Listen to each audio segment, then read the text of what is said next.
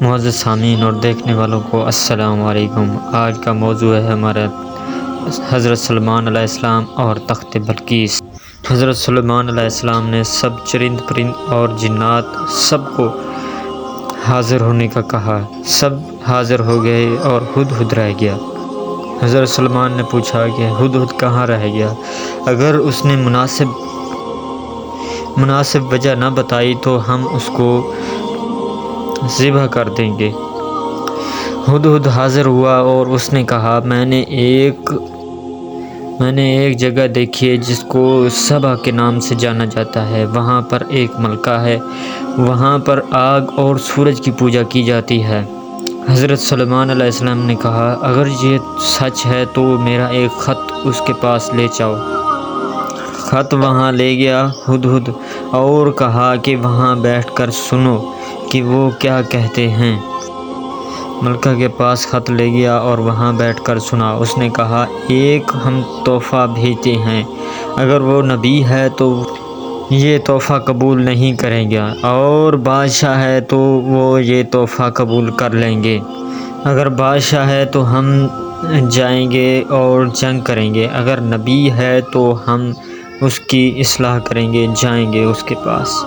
ہدہد یہ سن کر واپس آ گیا۔ حضرت سلیمان علیہ السلام کو سارا واقعہ بتایا اور اس کے پاس ایک تحفہ آیا، اور حضرت سلیمان علیہ السلام نے وہ تحفہ بھی واپس بھیج دیا اور اس خط میں لکھا کہ اگر آپ حاضر نہ ہوئیں تو ہم ایک زبردست جنگ کے لیے تیار ہو کے آپ کے پاس آئیں گے۔ جب یہ خط ملکہ بلقیس کے پاس گیا تو اس کے پاس 300 سے زائد سردار تھے۔ سب غصے میں آ گئے، انہوں نے کہا ہم جنگ کے لیے تیار ہیں۔ ملکہ بلقیس نے کہا نہیں، یہ کوئی عام شخص نہیں ہے، ہم چلتے ہیں۔ ملکہ بلقیس وہاں سے چلی اور حضرت سلیمان علیہ السلام نے کہا وہ کون ہے جو میرے پاس ملکہ بلقیس کے آنے سے پہلے اس کا تخت لے آئے؟